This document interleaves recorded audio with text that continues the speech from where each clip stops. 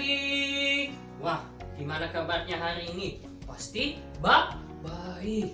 Nah adik-adik, saat ini kita mau belajar tentang ayat hafalan.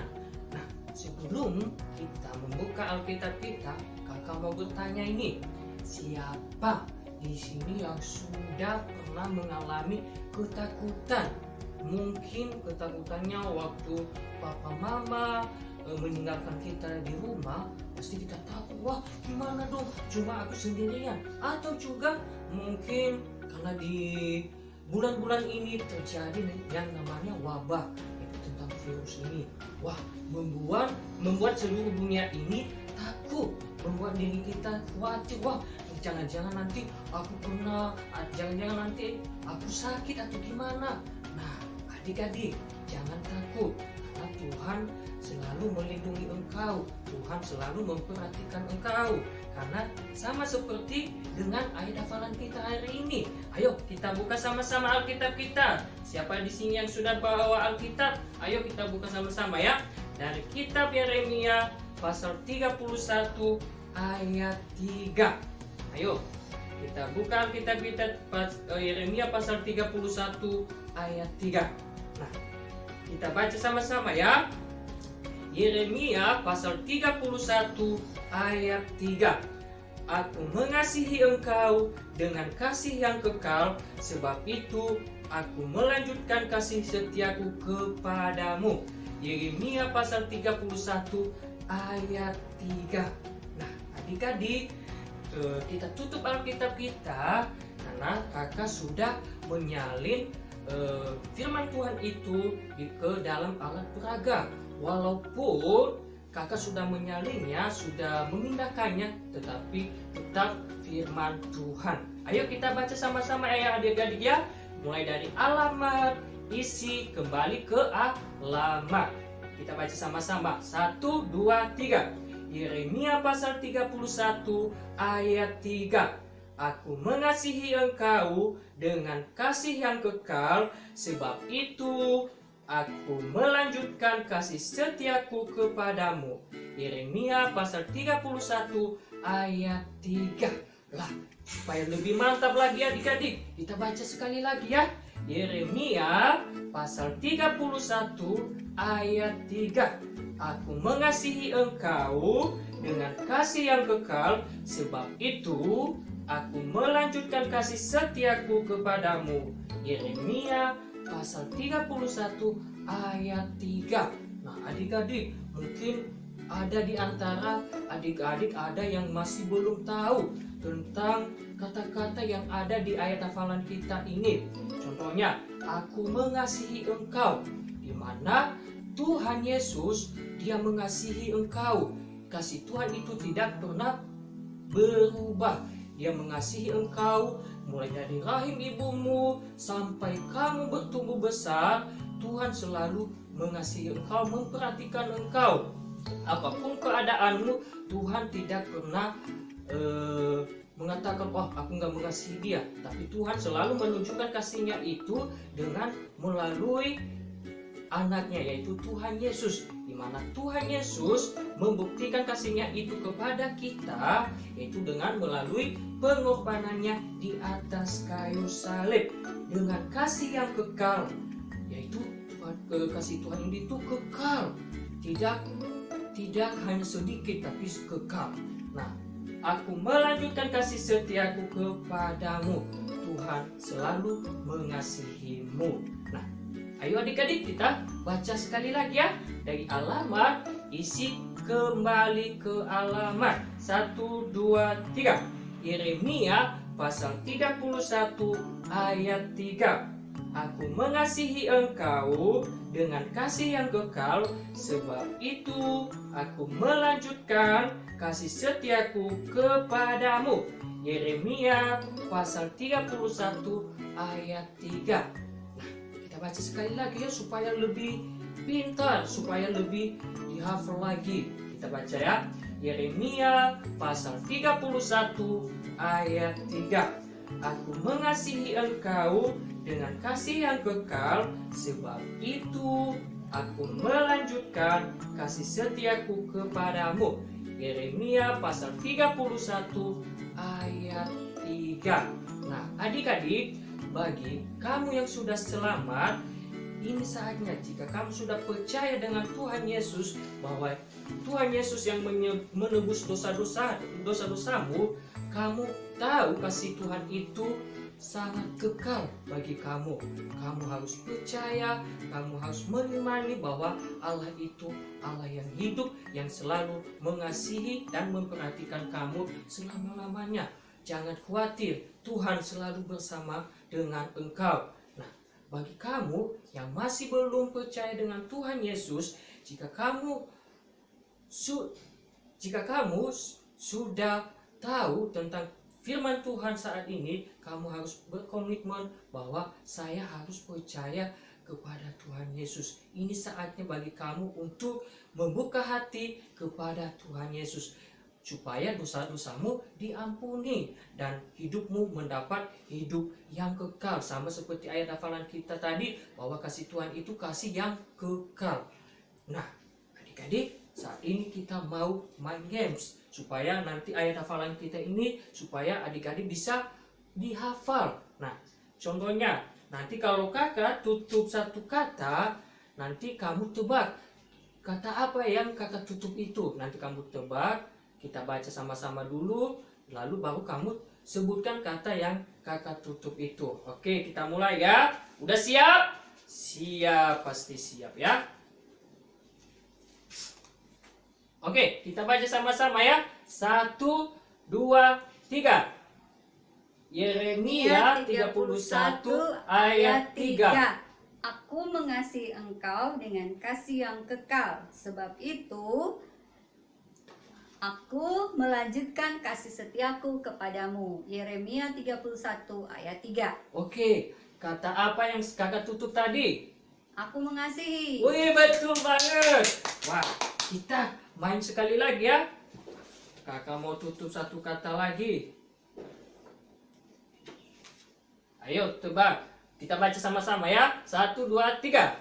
Yeremia 31 ayat 3. Aku mengasihi engkau dengan kasih yang kekal, sebab itu aku melanjutkan kasih setiaku kepadamu. Yeremia 31 ayat 3. Kata apa yang kakak tutup tadi? Kepadamu. Wih, betul banget. Nah, adik-adik, ayat hafalan kita ini hari ini mengajarkan kita untuk mengingat kasih Tuhan.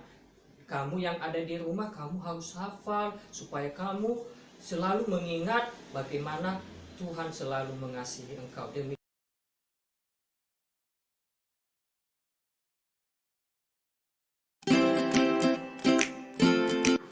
Adik-adik, suatu hari ada 2 orang wanita yang sedang melakukan perjalanan yang jauh. Yang perempuan yang satu lebih tua dan ada yang satunya lagi lebih muda.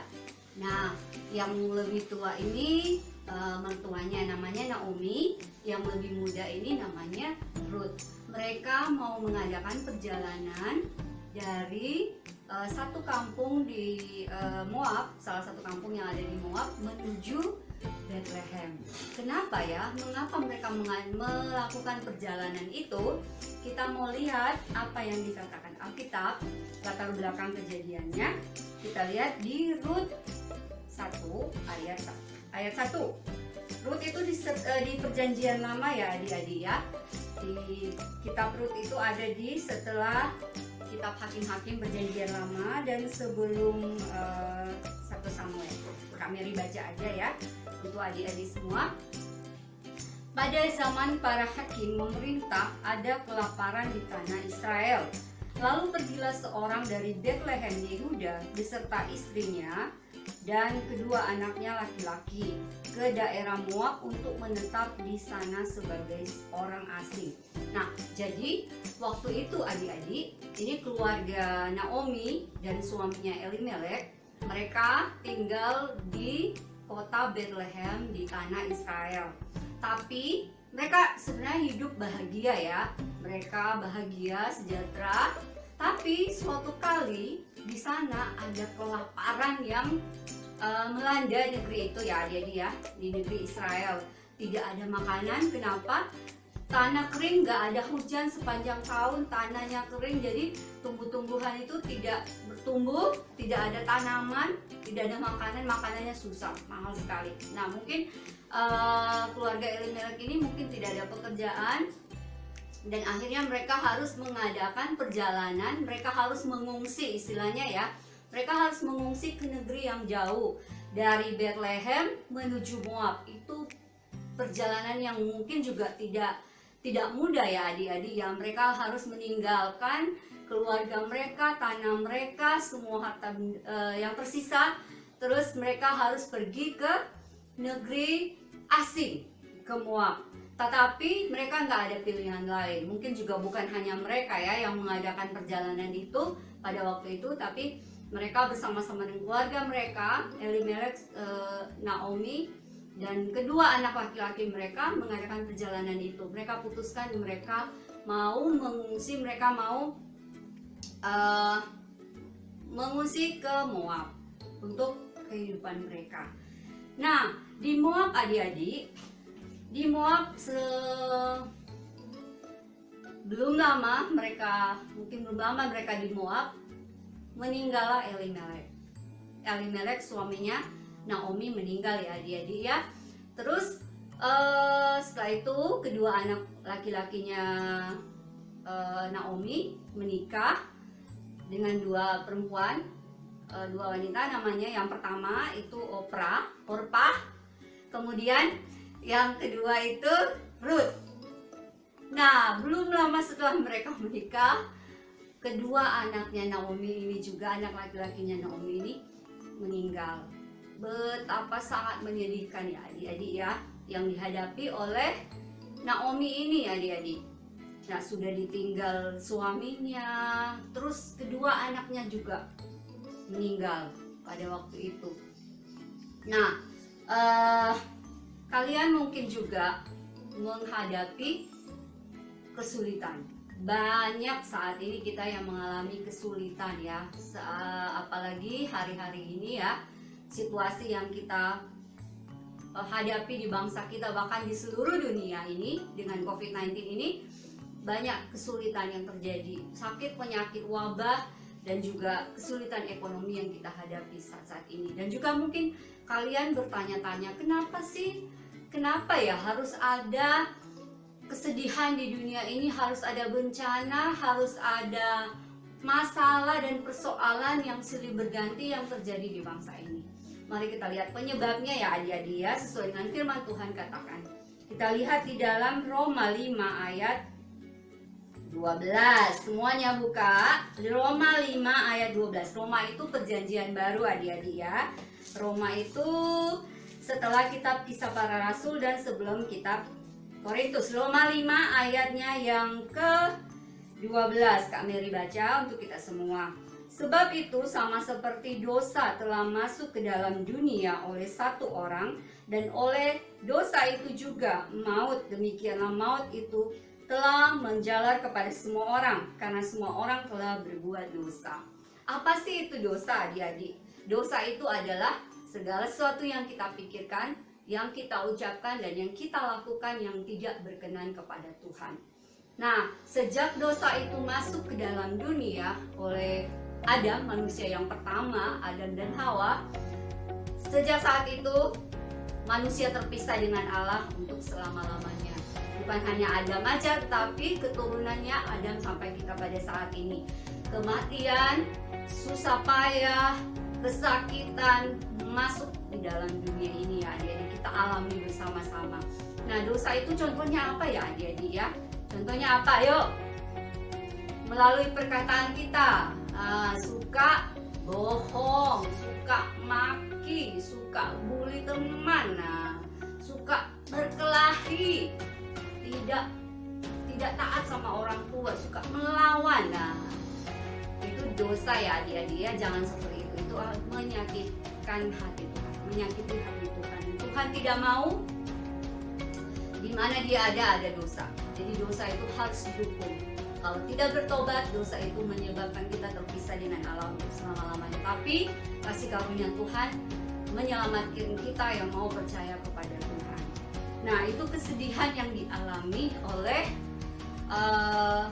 Naomi ya. Dia ditinggal oleh suaminya dan juga anaknya laki-laki, kedua anaknya laki-laki itu meninggal. Nah, sedih juga ya, si Orpa dan Ruth ini juga sedih kehilangan suami mereka masing-masing. Nah, suatu kali jadi Naomi ini memutuskan untuk aku kembali aja lah ke Bethlehem. Kenapa ya adik-adik ya? Mereka memutuskan untuk Naomi khususnya memutuskan untuk kembali ke Bethlehem, ke negeri Bethlehem, negeri Israel. Masih di Rut pasal 1 ayat yang ke 15. Coba kita lihat sama-sama. Ayatnya yang ke 8. Ayatnya yang ke Berkatalah Naomi kepada kedua menantunya, pergilah pulanglah masing-masing ke rumah ibunya. Tuhan kiranya menunjukkan kasih-Nya kepadamu seperti yang kamu tunjukkan kepada orang-orang yang telah mati itu dan kepadaku. Kenapa mereka memutuskan untuk kembali ke Bethlehem? Karena di ayat yang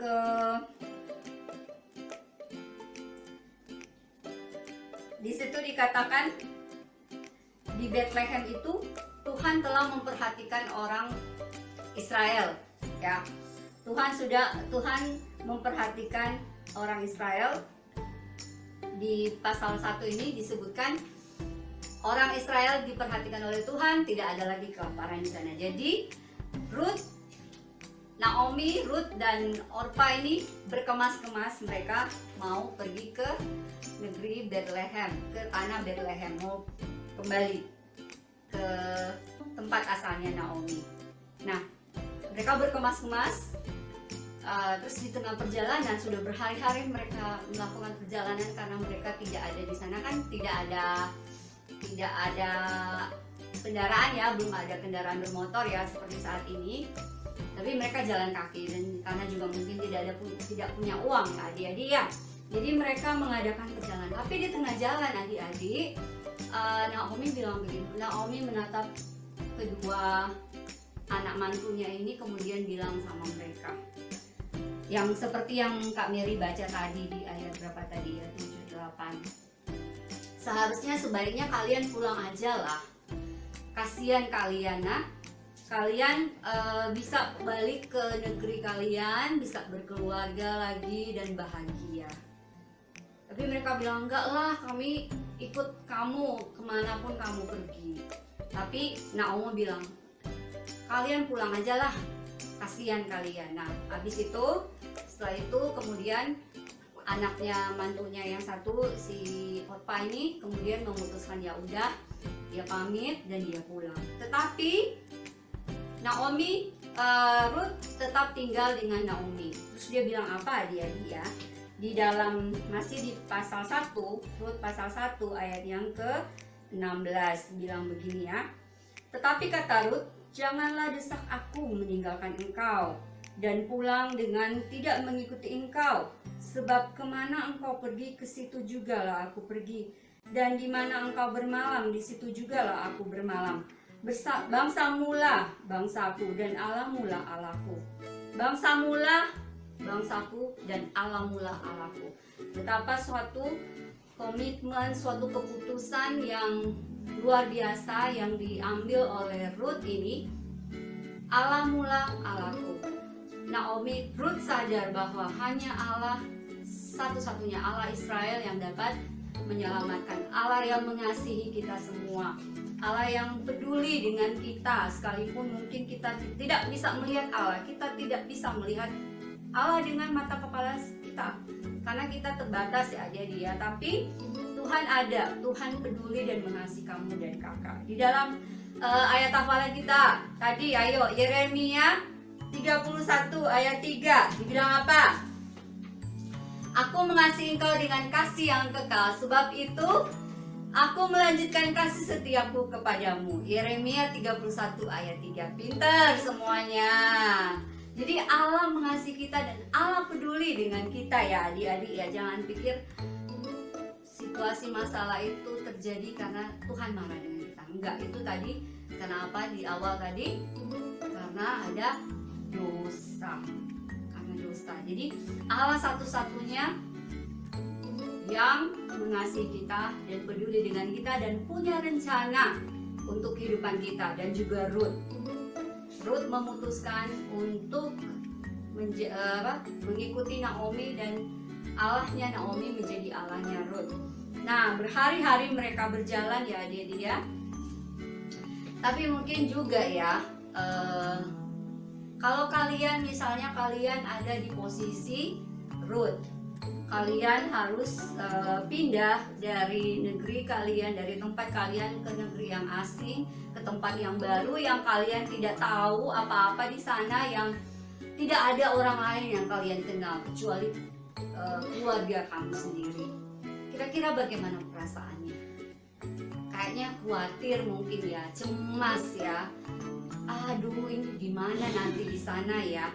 Orang-orangnya beda, ketemu dengan orang-orang yang mungkin mereka nggak suka sama kita ya.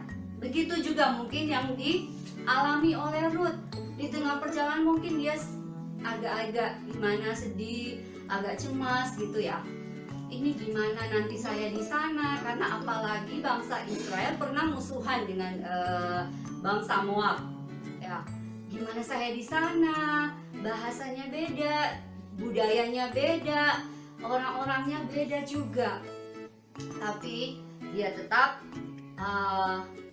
melangkah dan tetap percaya bahwa Tuhan Allah satu-satunya menolong dia, mengontrol segala sesuatunya yang terjadi dan peduli dengan dia, yang ada terus bersama dia dan akan menolong dia.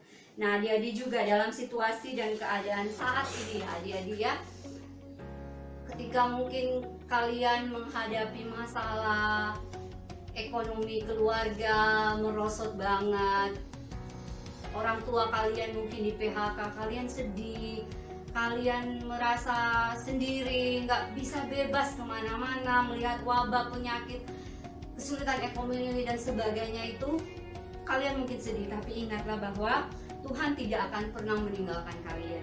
Di dalam firman Tuhan berkata di 1 Petrus 5 ayat ke-7. 1 Petrus 5 ayat 7.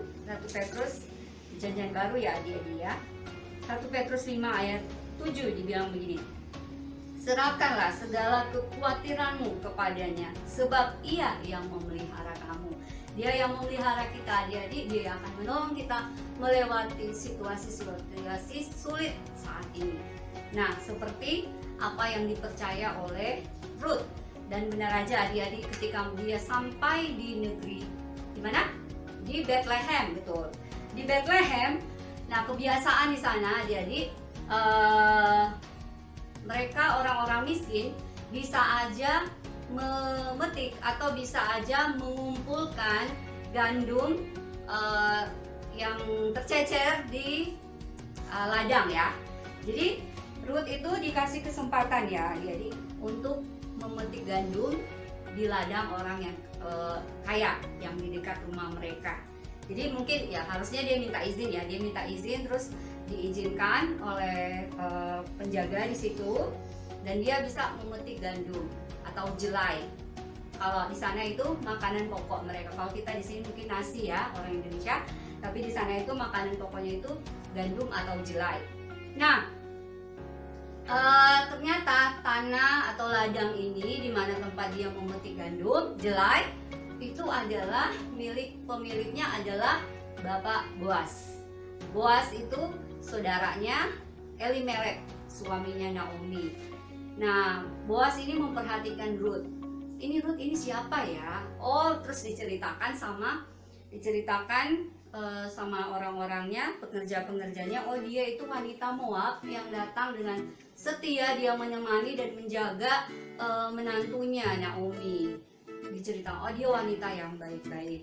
Nah, akhirnya adik-adik, Boas inilah yang kemudian dalam kasih karunia Tuhan bisa istilahnya kalau di sana itu ada kebiasaan juga bisa menebus harta milik saudara terdekat. Jadi kalau ada, karena wanita di sana tidak ada hak untuk memiliki tanah. Baik Naomi maupun Ruth tidak punya hak karena tidak punya suami lagi dan anak-anak nggak ada. Jadi mereka perlu penebus, istilahnya penebus atau saudara terdekat dari suami bisa menebus, membeli tanah itu kemudian menikahi Ruth. Nah, ada penebus yang terdekat tetapi dia nggak bersedia. Akhirnya Boas inilah yang bisa dan mau menebus, membeli harta milik Naomi dan kemudian menikahi Ruth. Nah, akhirnya mereka dikaruniai anak. Ruth dan Boas ini dikaruniai anak namanya Obed. Adik-adik tahu siapa Obed? Tidak tahu. Obed ini adalah ayahnya Isai. Kalau Isai adik-adik tahu nggak? Tidak tahu juga. Isai ini adalah ayahnya Daud. Jadi kakek Obed ini kakeknya Daud ya. Kalau Daud pasti tahu ya, raja Israel yang luar biasa. Nah, dari keturunan Daud juga lah, beratus-ratus tahun kemudian lahirlah Mesias atau kita sebut juru selamat, penebus umat manusia, Yesus Kristus Tuhan.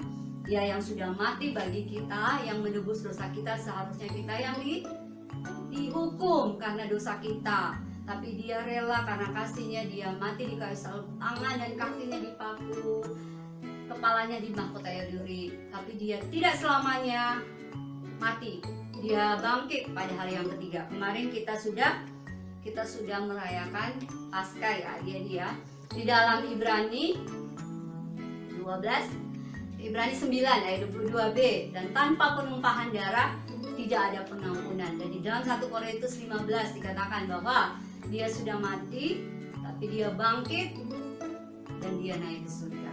Untuk siapa? Untuk adik-adik dan kakak.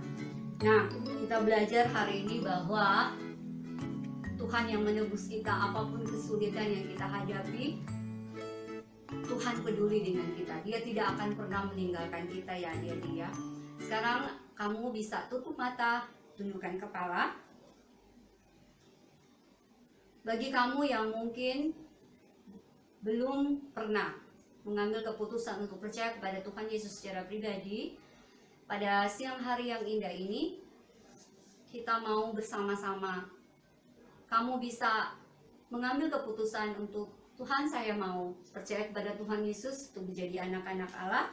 Karena firman Tuhan berkata di dalam Yohanes 1 ayat 12, tetapi semua orang yang menerimanya diberinya kuasa supaya menjadi anak-anak Allah, yaitu mereka yang percaya dalam namanya. Kalau kita menerima Tuhan Yesus sebagai Tuhan dan Juru Selamat kita secara pribadi, mengakui dosa dan memilih Tuhan Yesus sebagai Tuhan Juru Selamat satu-satunya yang dapat menyelamatkan kita dari dosa, maka janjinya kita akan menjadi anak-anak Allah dan satu kali kelak kita akan bertemu bersama-sama dengan Dia di surga. Kamu bisa tutup mata, tunduk kepala, taruh tanganmu di dada kalau kamu mau mengambil keputusan ini, dan kita berdoa bersama-sama.